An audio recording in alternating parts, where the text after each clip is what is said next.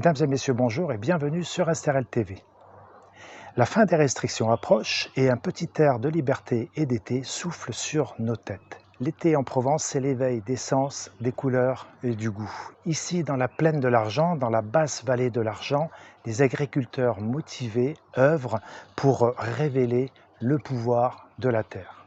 Jean-Marc et Philippe Vazotti, bonjour. Bonjour. Vous êtes cultivateur dans la plaine de l'Argent, dans la basse vallée de l'Argent. Vous cultivez principalement du melon, du basilic, de la courge, des butternuts et de l'artichaut, bien évidemment en respectant la saisonnalité. Oui, en effet, on essaye d'avoir des produits qui correspondent bien à notre lieu d'activité. Le melon, c'est le fruit de l'été, de la Provence, des vacances, du soleil par excellence. Le pic de la saison, c'est au mois de juillet. Juillet, c'est un gros mois de production et ensuite aussi on embraye sur le mois d'août, mais on est, on va dire, plus sereinement, quoi. Notre particularité, enfin c'est pas propre qu'à nous, mais on essaye de ramasser les melons mûrs sur plante. C'est à ce moment-là qu'ils possèdent le plus de sucre, le taux de sucre est le plus important.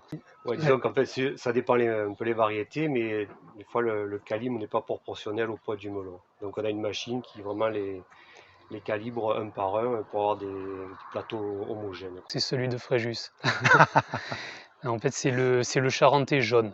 Le Et charentais. le charentais jaune, après, il se décline sous plein de variétés suivant là où on achète les graines, quoi. Mais voilà, c'est le charentais jaune.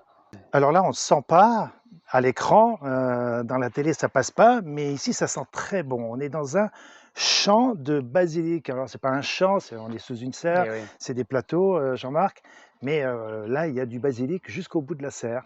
Alors, en effet, ouais, on a commencé à faire du basilic, ça fait à peu près une vingtaine d'années. Et chaque année, on en fait un peu plus, on en fait un peu plus. Et là, on est arrivé à un stade où on arrive à fournir assez régulièrement nos clients de fin février environ jusqu'à fin septembre. La température est très importante, surtout la température en dessous de 12 degrés. Il faut, voilà, le basilic, il aime bien la chaleur. C'est, comme vous l'avez dit, une plante méridionale. Donc là, il fait un peu chaud sous cette serre, mais ça lui convient largement. Il s'épanouit super bien. Voilà, il ne faut pas qu'il ait trop froid. Donc un conseil, ne pas mettre le basilic au frigo. Surtout pas. Là on le brûle en fait, le froid le brûle. Le froid le brûle, voilà. En 78, Jean-Marc, lorsque vos parents ont acheté, cette exploitation, est-ce qu'ils savaient que ces terres étaient inondables? Alors, quand ils ont acheté, eux, les voisins leur ont dit que l'hiver, il risquait d'y avoir des inondations, mais c'était des inondations comme on connaissait avant, 30 centimètres d'eau dans les champs, des points hauts qui étaient jamais inondés, même dans la plaine, dans l'endroit où nous sommes nous. Et en aucun cas, quand ils ont acheté, on leur a dit que c'était une plaine inondable avec des inondations comme on a connu en 2010, en 2019, malheureusement, quoi. Parce que vous avez subi la fameuse crue qu'on a appelée à l'époque la crue centenaire de 2010, hein, du 14 juin 2010, puis en novembre 2019 et en décembre 2019 pour la dernière. Est-ce que vous êtes devenu depuis fataliste? Le mot me dérange, j'aimerais que ça change et je comprends pas d'ailleurs pourquoi il n'y a rien qui se passe. Il n'y a aucun travaux qui a été fait, notamment sur Fréjus, dans la basse vallée de l'Argence. Nous, on ne demande pas de ne pas connaître d'inondations comme ont pu connaître mes parents quand ils sont arrivés, voilà, dans les années 80.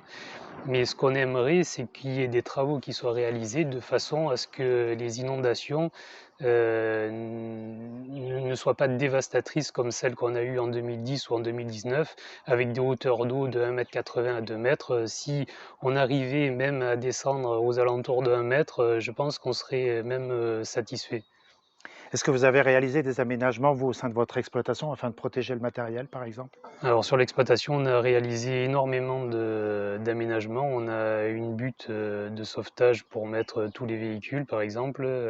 Dans nos hangars, on a énormément d'étagères, etc., pour mettre tout le matériel en cas d'inondation en hauteur. La fameuse brèche dans la méandre de l'Argence, un peu plus haut, en remontant sur la commune de Puget-sur-Argent, elle vous inquiète? Ben voilà, ça fait partie des incompréhensions. Alors, il y a une brèche, une énorme brèche qui s'est produite, sur une berge de l'Argent, au lendemain des inondations, enfin en 2019, durant les inondations de 2019. Et là, on est en 2021, on arrive quasiment au milieu d'année et on ne comprend pas pourquoi il n'y a pas de travaux qui ont été faits. Et c'est pas faute d'essayer de bouger les choses. Alors, on a eu des visites sur terrain de plusieurs personnes, des politiques, etc. Mais on voit rien qui bouge et moi, ça me fait souci, quoi. Alors on se souvient encore une fois, comme on l'a dit tout à l'heure, de la crue de juin 2019. On espère que là, pour cette année, les grosses pluies de printemps sont passées, elles sont derrière. Moi, c'est pas le mois de juin qui me préoccupe le plus, hein. C'est quand on va arriver au mois d'octobre, si effectivement à Puget, la brèche est toujours là, je crains pour l'hiver, quoi. On vous souhaite une bonne saison, Ben, Jean-Marc et Philippe, merci. et bravo pour ce que vous faites pour la culture, pour la renommée de la plaine de l'Argence. Eh ben, merci beaucoup. Merci.